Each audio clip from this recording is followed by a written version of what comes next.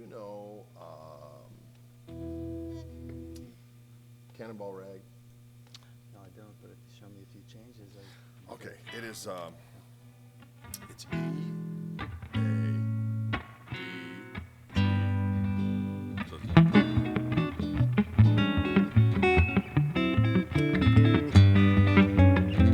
So it does that twice, and then it does like a little B section where it goes D.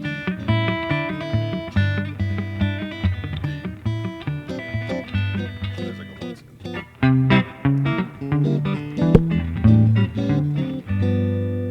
And then you're back to the E, A, Okay. D, okay?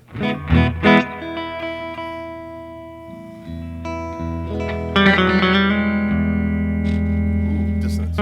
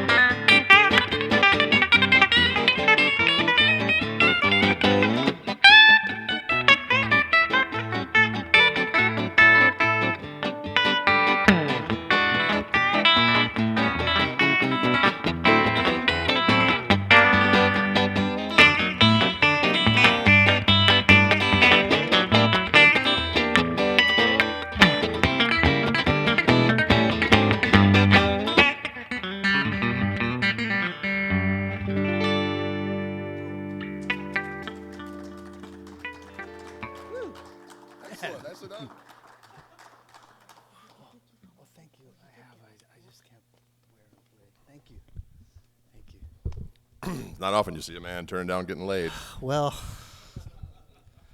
Security. Walked right into that one. So, name of that song, Greg? Name of that song, it's actually a Merle Travis thing called The Cannonball Rag. Cannonball Rag. And Now, Brian, you knew this? You didn't know the song. no, I didn't know the song. No, obviously it's little out of my genre. I'm more kind of on the jazz side of things, but it wasn't too difficult to pick it up. He just told me the chords, and I played it. So, but and he unleashed the beast. I unleashed the beast. Amazing player, though. Amazing player. Yeah. Oh, likewise. Yes. This is fun. Thank you. Very nice. Good, clean fun for the kids. Yes. So why don't we just talk about, again, this is a Guitar 201 session. We had Yes. a rhythm guitar one taught by Ernie Cruz, also sitting right here next to me, celebrity here in Hawaii.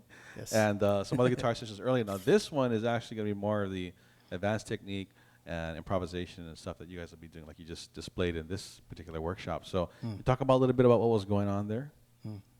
Well, one thing I always like to show is that chicken picking thing. And people always ask me about that. How do you do the hybrid picking with the pick and the fingers, or else the stuff with just the thumb and the fingers. And so I like to show that real quick, because that's something you can, even if you're not into country style playing, I definitely didn't grow up listening to country music. I hated it, to be honest with you. That show Hee Haw used to be on when I was a kid, and I wasn't feeling it. I'd hear all that, all that pedal steel guitar stuff. Made me want to hurl at the time. And it wasn't until quite a bit later when I was into blues and the kind of rock stuff I was into. I was a huge Hendrix fanatic, and Cream era Clapton and Zeppelin and Allman Brothers and that kind of stuff. And then I got into all these blues guys, and then all of a sudden the country and the jazz stuff started to come to the fore. But it wasn't until I heard Dire Straits. Oh, something like that. When I heard the.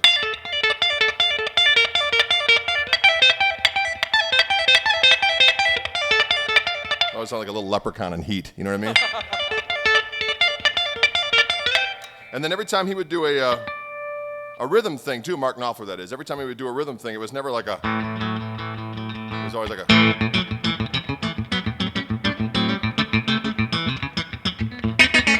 There was always kind of a poultry in motion thing happening there, that percussive thing happened. So I wanted to learn how to do that, and back then there were no guitar instructional DVDs, there were no.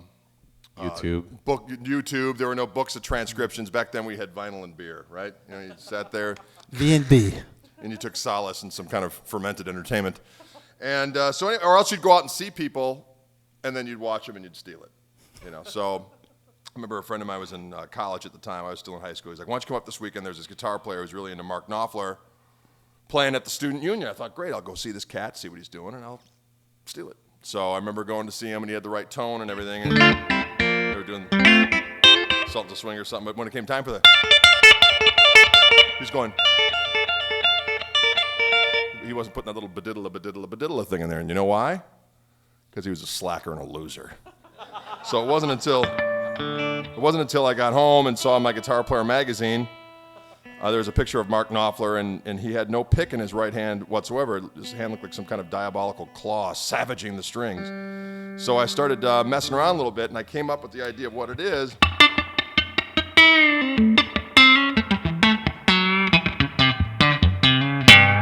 It's the idea of two things have to happen. If this is the string of the guitar, I'm putting my first finger underneath the string, and I'm putting my thumb on top of the same string. So what happens is the thumb plucks a note that's thoroughly muted, because you got that first finger right there. And sometimes it's not thoroughly muted. You can still hear some of the note, but it's pretty well muted. So you get this percussive, thudded note, if you will. And then I pick up that string and pop it back down. So between the thud and the pop, the chicken takes wing, as it were. So if I do it on the A string of the guitar, just for some form of reference, I'm putting my first finger down in between the two pickups for the most part. And I'm putting my thumb down on the same string a little bit more towards the neck, and I'm just getting a big old thud. And then I pop that string right afterwards, so you get this.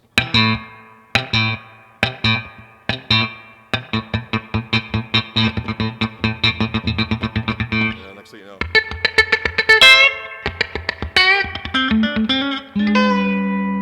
And one of the ways that you can practice, of course, guitar players, you know how we are. We learn something new and we do it in every song and every solo for the next 3 months or whatever the case is. So if you're playing with your 80s cover band this weekend and it comes time for a guitar solo and you're going,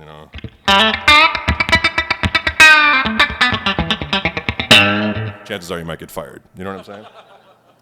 But as I like to say, if your band is doing that song to begin with, maybe getting fired isn't such a bad thing. You know what I'm saying? Anyway, so if we take that idea, this chicken pick, a good way to practice it is just take the blues scale. And because, the blues scale is, obviously the expressway to improvisatory activity. It's the first thing you teach folk if they want to start soloing, because over a 1-4-5 progression, they can play the notes of the blues scale and never sound bad, although people try. You know what I'm saying? But basically, you can play those notes and be within the realm of the harmony, and everything will be groovy. And basically, it's a minor pentatonic scale. And then we'll add the flatted fifth.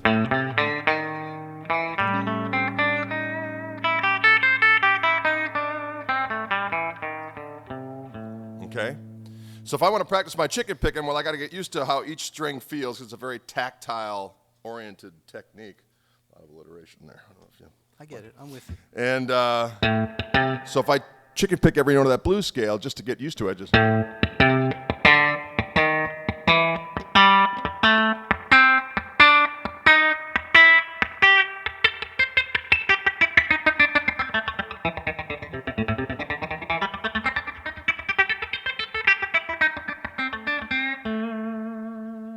Now, just with that much information, we could take, let's just do like a little.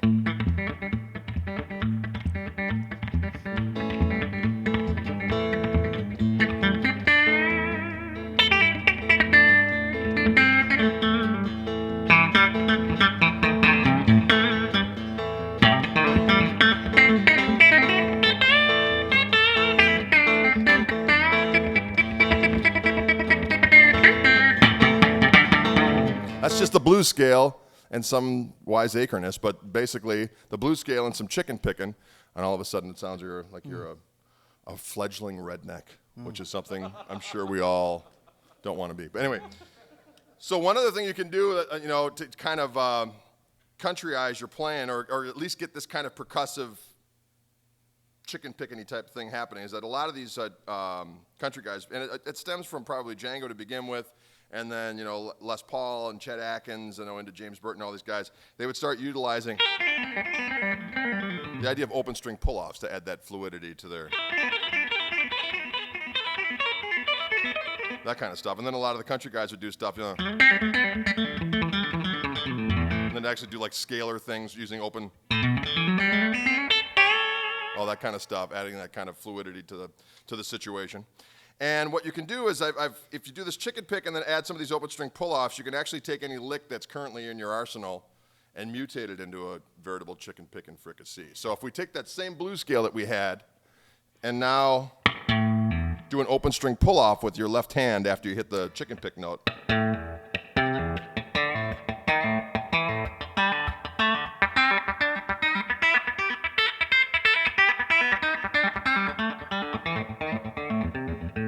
Okay, so with just that much info, if you'd be so kind, we'll do the kind of that.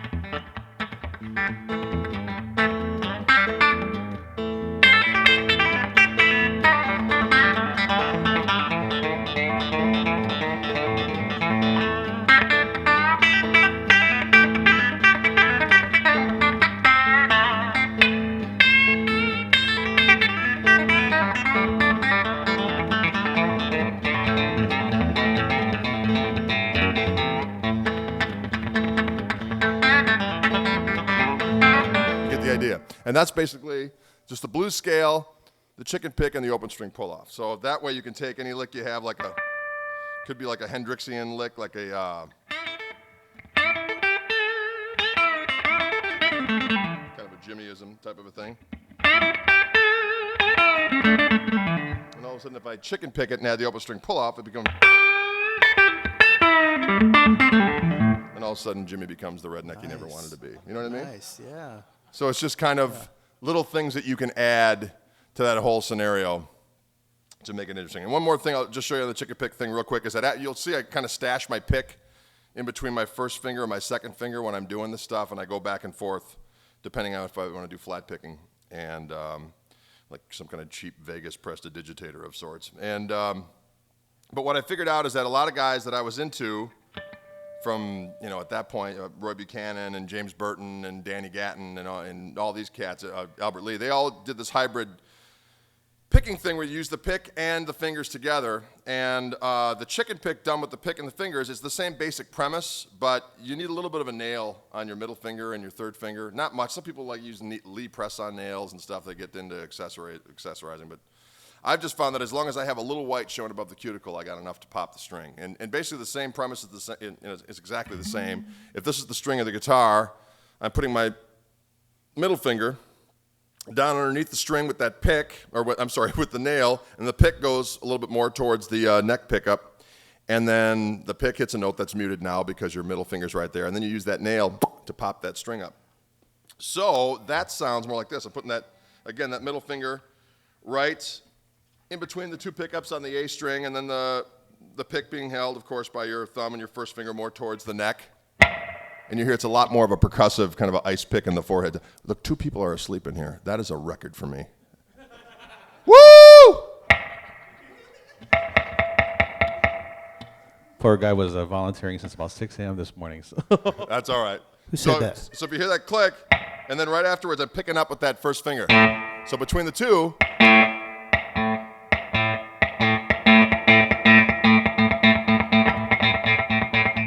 and then what happens there is you can hear it's a lot more of a metallic sound. So let me do the chicken pick blues scale with the thumb and the finger, or with the finger and the pick and the middle finger.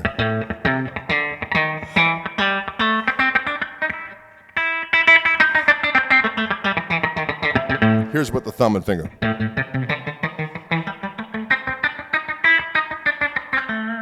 It's a lot mellower sounding when you use the fingers as opposed to the pick. Now, but the great thing about the pick is that you could start adding in the third finger as well to get these kind of banjo rolls.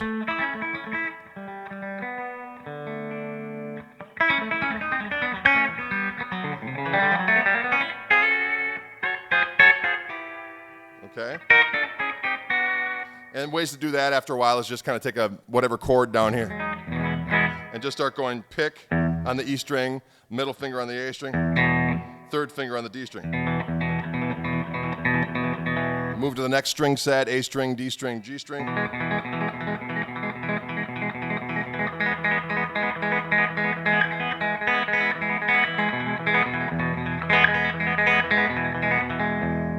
And that way you can be doing any kind of strange sounds here. I'm ready to smash this guitar into oblivion. Anyways, so if I take like any kind of triadic little thing that you can do, like a lot of times I do chicken picking tunes in E, like yesterday I did Folsom Prison. Sometimes it's cool to throw in this little descending triadic idea. So what I'm doing there is I'm basically starting up in E, 3 triads down to D, and then I start as C sharp minor, and then go down to B minor, and then B flat major, down to A sharp there, or I'm sorry, A flat, and then a G minor. And when it goes by fast, it's like, and there's a bunch of different ways you can do it. It's a good way to do it with third finger, middle finger pick.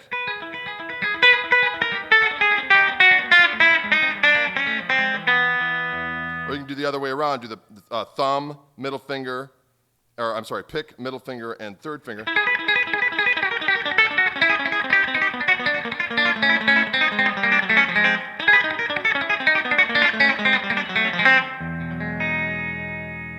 And then what you can do is start adding some of this skullduggery where you do open string pull-offs. So I'll take the triad, and then with the G string, I'm doing pull-offs.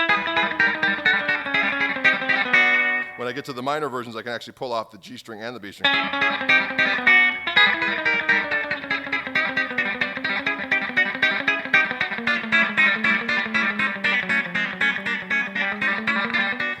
It's pointless information, but it's kind of fun. So if you're doing some kind of...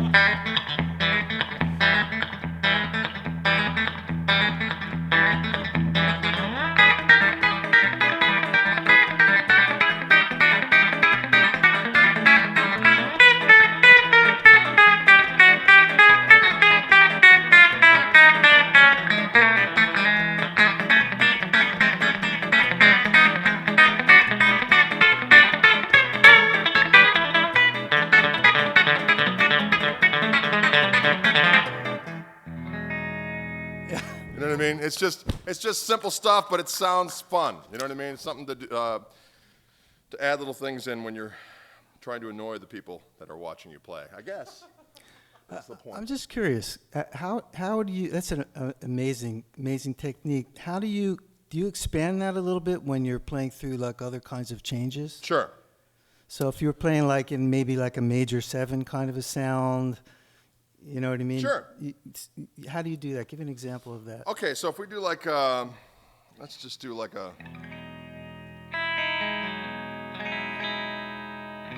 Well, here, let's do a minor one first, and then Okay. we'll do. And then Okay. So if I'm doing kind of a minor thing.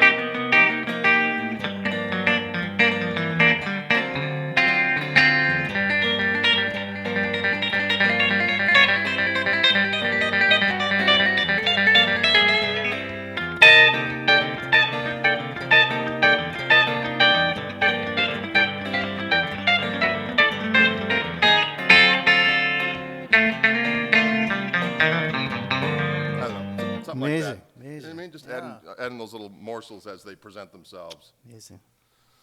And then, of course, if we do kind of major 70s stuff.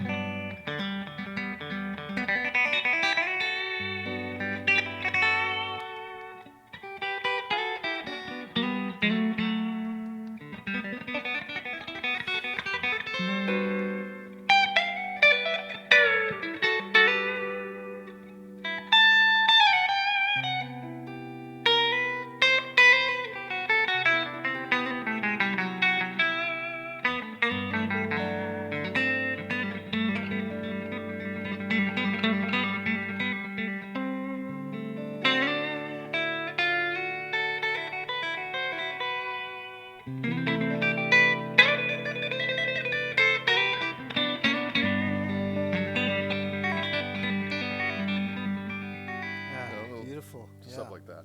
So you utilize a lot of open strings in your Yes. in your pull-offs, yeah?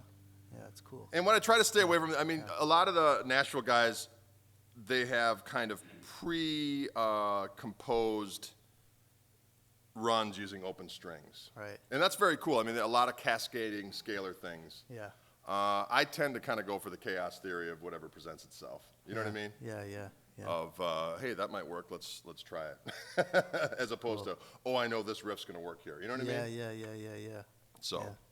because obviously with using the open strings, there's a little bit of limitation as far as what Yeah. you know. Do you ever Come on. play with a capo when you're doing that kind of stuff? If you're playing in sort of an odd key or Yeah, every now and again I will. yeah. Yep.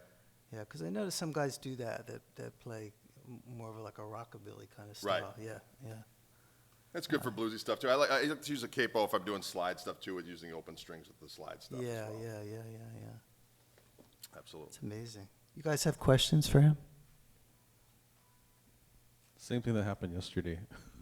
No questions? I suppose there are question marks in our face watching you guys play. Yeah. But no, actually, you brought up a good question as far as if you use a capo or whatnot, and doing different keys. But and I don't think either of you would ever have this happen to you. But it's any jam or any kind of performance where maybe it goes to a very odd change or whatnot, and you find yourself maybe in kind of like a pivotal point where there's so many wrong notes you could hit. How to find the right note to hit? Well, you mean like more changes kind of stuff Yeah, in the music? especially over jazz or Right. over stuff like that. Yeah. May I? Yeah, absolutely. Yeah. I'm coming from the other building here. I mean, musically, but I think we're in a sense, speaking the same language, because music is music. So you take like a minor, you know, a minor kind of jam, right? Like A minor blues, right? D minor.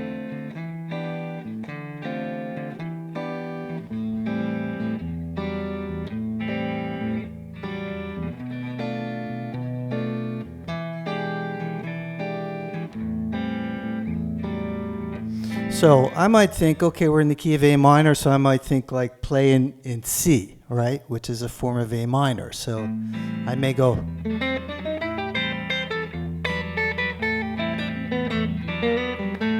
And then we go to the D minor chord.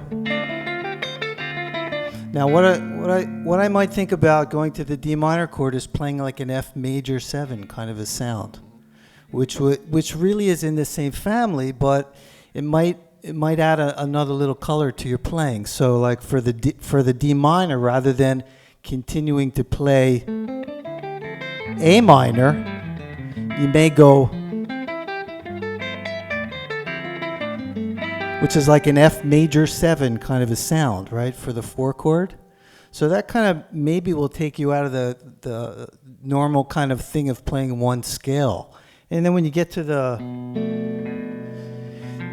and I want to create a little more tension, I might think of a scale like what's called melodic minor scale. You know, for this is kind of like what's called like a 2-5-1 change, right, in A minor. So I might think melodic minor, which is a major scale with just a flatted third. So in this case, in the key of A minor, we're playing a B minor 7 flat 5.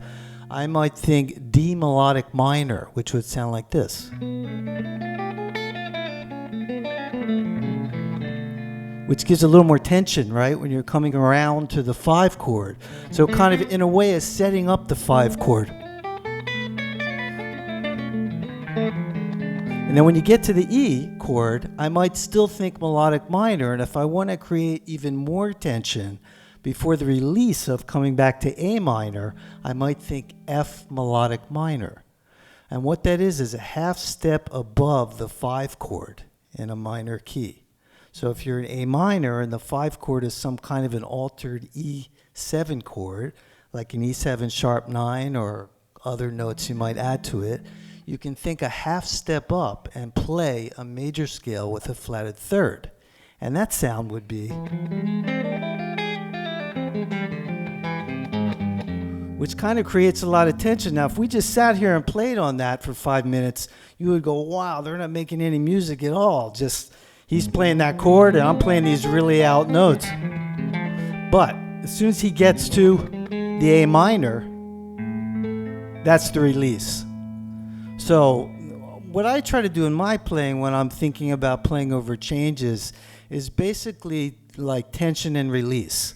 You know, you're kind of playing easy notes at first so that everybody's relating to that, right? And then when you're going to another change, like the 4 chord, like right before the 4 chord, you might go, you might create a little tension by turning the A minor chord into some kind of an A7 chord, right? So whereas normally you'd be going to the 4 chord, right? But now you might go A7, the 4 chord, right? So I created a little bit of tension. We went into the 4 chord. Then we get back to the 1 chord, right? Now all this is the key of C or A minor. So you could, if all else fails, just play a C major scale through this whole thing and you wouldn't hit a bad note. But it's all even and flat, you know, and you could play that forever. But if you want to create a little more color in your playing, you know, you might jump into some of these other sounds. So the 2-5-1 change would be like a B minor 7 flat 5 to an E7, some kind of altered chord, right? So first I'd go for the B minor to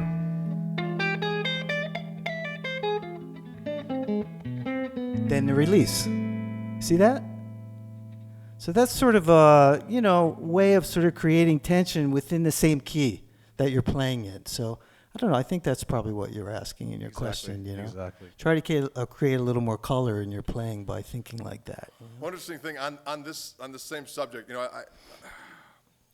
it's very, very cool what he was saying, and I always kind of point to throwing a harmonic minor scale in there, which is similar to what he's talking about for the 5-chord doing the F melodic minor. Anyway, but a lot of times, especially if you get more rock-oriented players or blues-oriented players, because I was the same way, as soon as you start using, well, it's a major scale with the flatted third, they get this kind of look on their face and a little bit of saliva. That goes about right there. You know what I mean? Yeah. And so one of the things I've tried to do lately in describing some of these more flavorful note choices for playing over, particularly a minor blues, is an excellent example of that, of introducing somebody who's maybe not as exposed to jazz stuff or, basically songs beyond a 1-4-5, right? Yeah. But you could do little things with pentatonic scales to make things interesting. Like, for instance, in this same context, we got A minor that we could be using. We could think A minor pentatonic. I could also think B minor.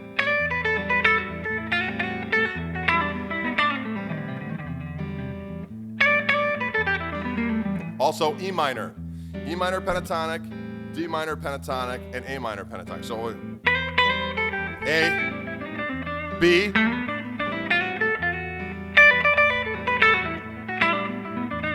and then I'll do the E minor one. I'm actually doing the E minor blues scale, and you can add those things in. That's kind of interesting, right? And then another thing that you can do is you can do this idea of doing a blues scale, but omitting the fifth, but keeping the flatted fifth in, and you can get some really interesting sounds. For instance, if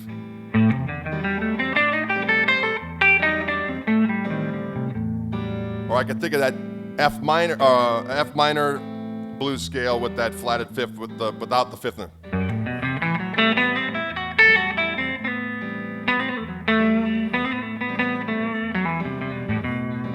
I'll go to the 2-5-1 once.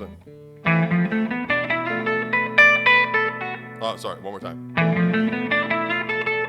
And then the next.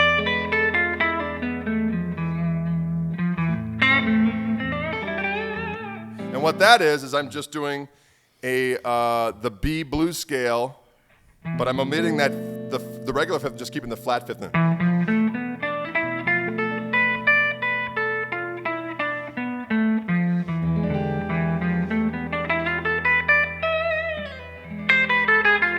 Or you can do the harmonic minor there as well. Right? Yeah. Also, what he's implying, I'm hearing in his playing is when he gets back to that A minor chord, he's playing sometimes through those pentatonics a C major 7 kind of a sound, Right. which is this.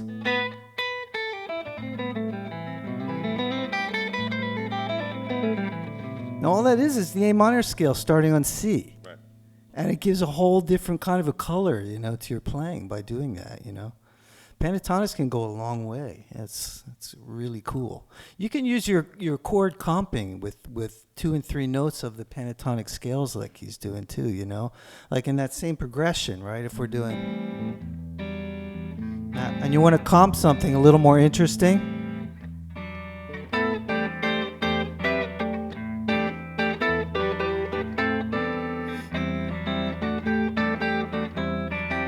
Now go to the D minor.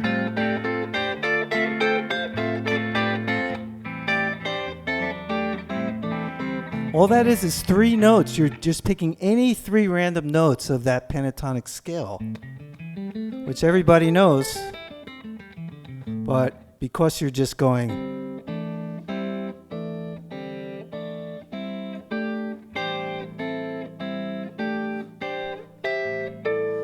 and then maybe hitting that flat 5 kind of sound in there too. It makes it really interesting when you're looking for other things maybe to play on a 1-chord tune or a 3-chord tune, And you can do that with each chord, and it's so easy. You can if you can see where the notes are on the guitar, it's basically just put your fingers wherever the dots are, and you get a sound, and you can't go wrong.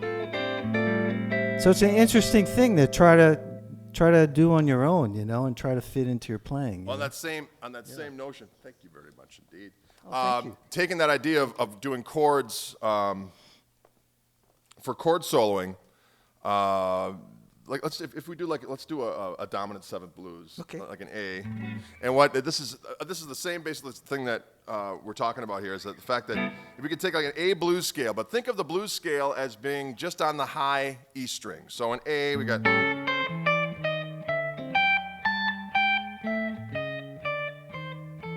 Okay? So what I can do there is I can use a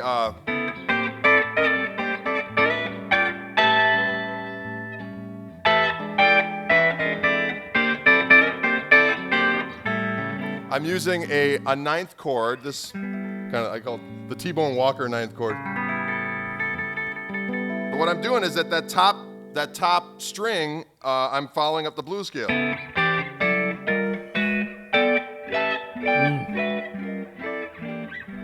that's cool. So I can use that, or I can use the diminished.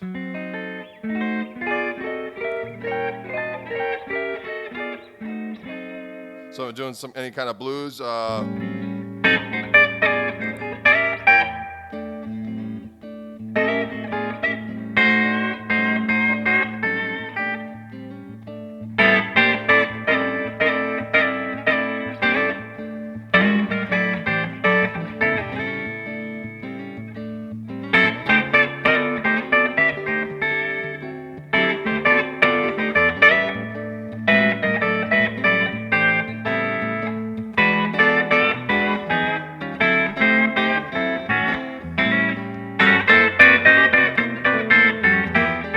It's all the same stuff. I'm using the high E string as kind of my target note, and then I'm just changing the voicings to make them kind of fit over the blues. So I'll either do this one, or if I'm going to the 4 chord, I'll do this ninth chord.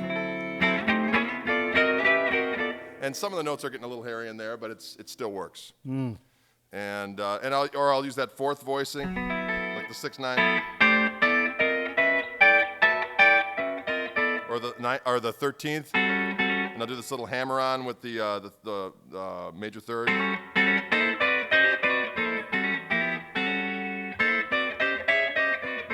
And just over any 12 bar, you throw that stuff in, and it just makes it a little more interesting, especially if you're doing like a static thing, like where it's just one chord. You know. Whatever, throw that stuff in. Like, Yeah. hey, oh, hey, oh. Another thing you might think about too, just speaking really simply, just taking a dominant chord, maybe the first chord of the blues, like an A, right? And you got your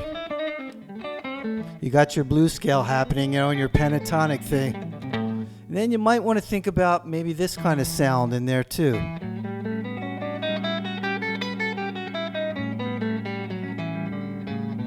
Yeah, which is again getting back to that, chord scale I was talking about before, that major scale with a major scale with a flatted third, right? Starting on E if you're in the key of A, right? Which is kind of like you're hitting the flat 5 in the key of, which is the 5th tone of A. You're hitting it flatted, right? Which is what he was talking about in some of these licks, But you can add that in, here and there to the just to get to the next step of getting out of your regular blues scale. You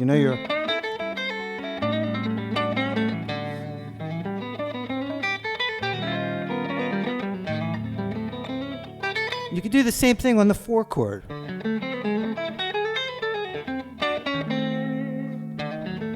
Diminished.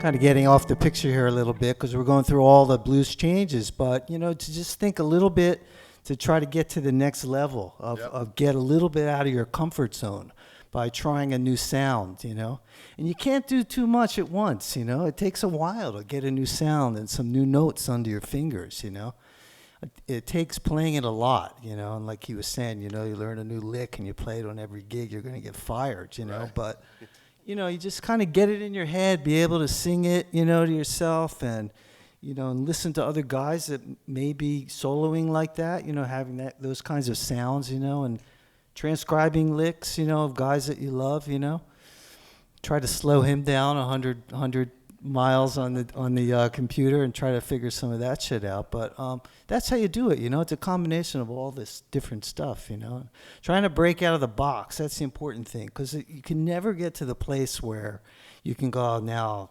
I can play, As soon as you say that, you're nowhere, Exactly. Yeah. An endless series of morsels.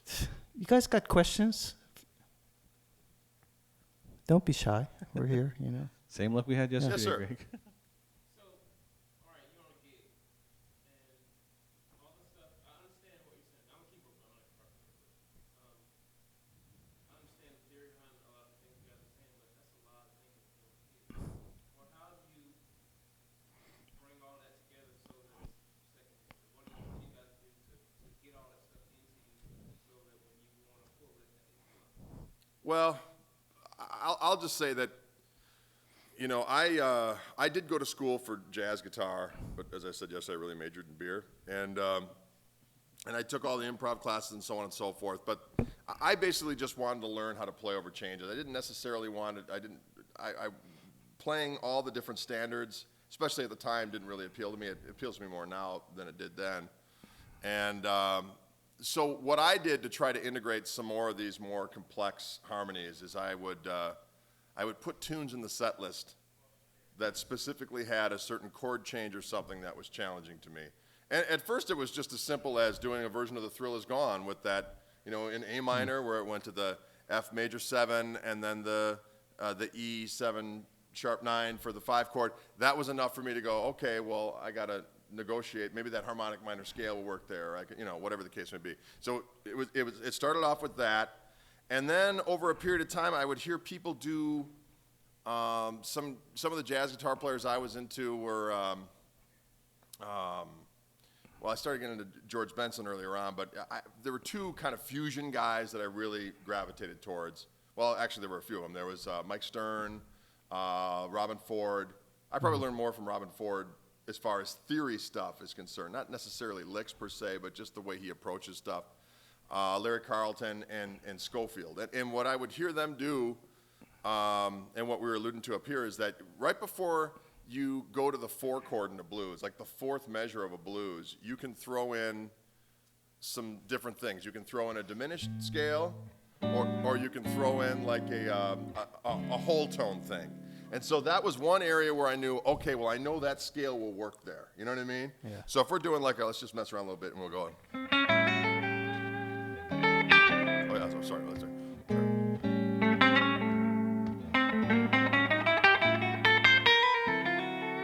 Right at that there. point. Okay, so that's the diminished one. And then it just started off with just learning a lick. Like there was a kind of a Robin Ford, where I would go to the 6 chord. yeah. 6 chord being the F sharp chord, right? In Right. the Kiv A. And then it took me a while. There was actually a Maceo Parker tune I was listening to at the time, and they were doing the more complex blues, and I would hear someone go,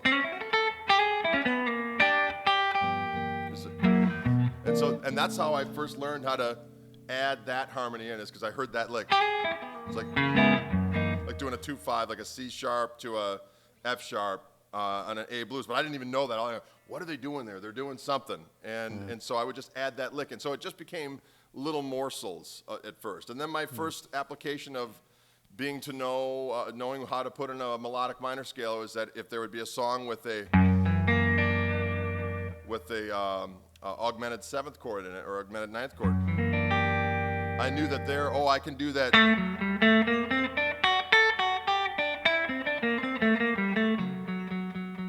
And then I would think to myself, okay, well that's kind of a whole tony thing. So then I knew, and I know whole tone, I could take any whole tone lick and go up and down major 2nd. So I can go. So if I'm doing like a, whatever, but I just came up with little things that I knew that if I was in a situation where I was playing over a augmented seventh chord or a situation where maybe using that altered dominant scale would work, I knew I could just take a little snippet of a whole tone scale and throw it in there and it would work. Same thing with the diminished thing. I would just take any lick that was kind of diminishy.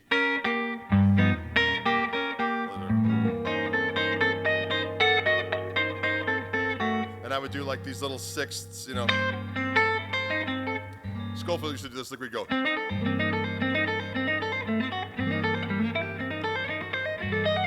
I thought, oh, that's cool. I can take any diminished scale or scale-ish lick and go up and down minor thirds.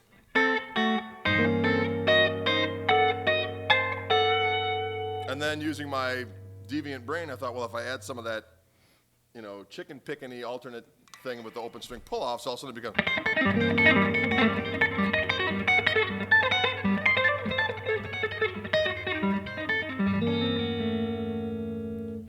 And then there was a guitar player that I really was into that a friend of mine introduced me to, who was a guy named Jimmy Herring, who plays with, he was in a band called the Aquarium Rescue Unit, and then he was in this band called Jazz is Dead, and from then he was in the Grateful Dead, and then he was in, now he's gone the whole jam band circuit, but he's a fusion demon. And in his band, Aquarium Rescue Unit, they had some great tunes where they'd have like a minor chord. That's what we'll say in A, might as well. And I would hear the licks like. And I'd go, what the heck is that? I'll be taking that. And then he would do it, and he would go up and down minor third.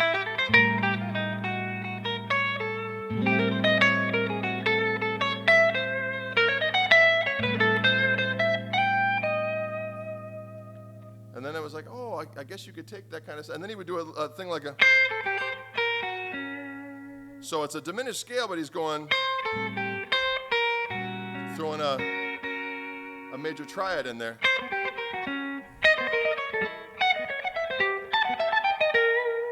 So I heard that, and then I kind of thought, well, you can kind of. There was this Les Paul lick I didn't. So I just kind of added it to this little sangria. If I can get it right. So I've been doing any kind of.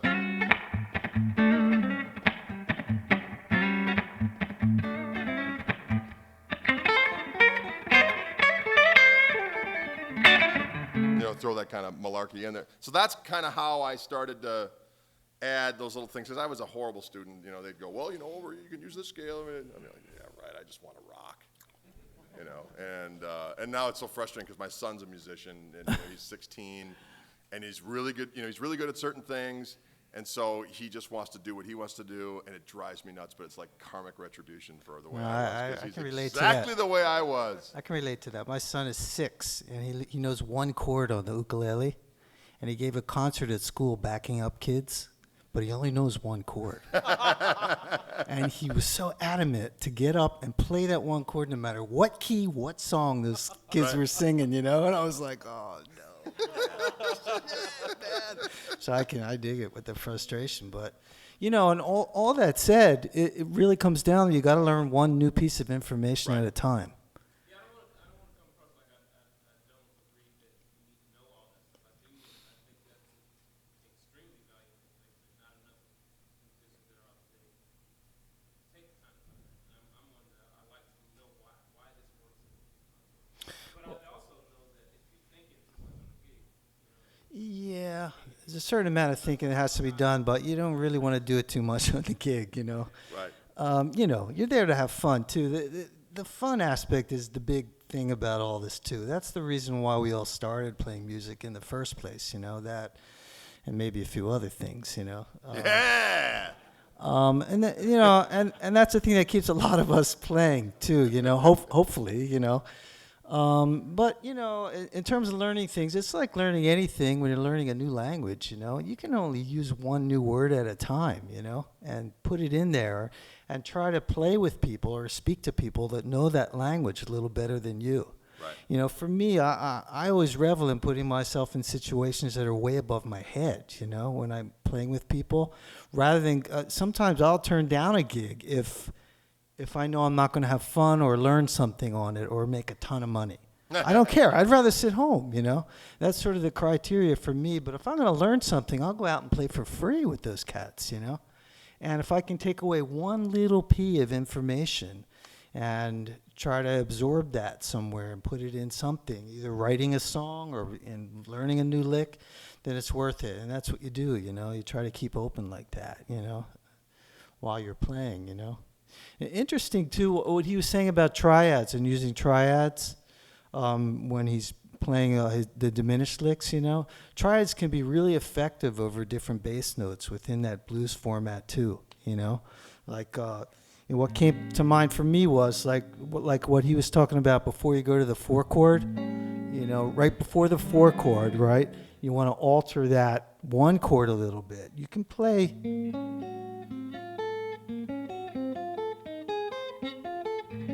which are triads that can be found within the diminished scale.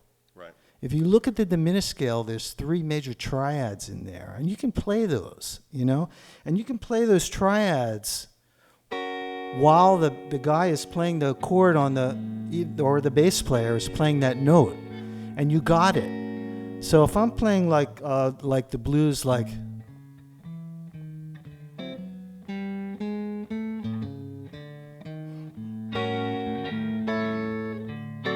right? Just triads, but it's such a cool sound because it implies the diminished sound. And you can either play that like he was demonstrating up and down the neck, or you can just, in your comping, you know, you just play some triads, you know? Don't underestimate them, you know? Even on the A chord, you know, on the 1 chord, go down, put the 7th in the bass, you know? Right. And then go to the D chord with a 3rd in the bass instead of the 1st in the bass.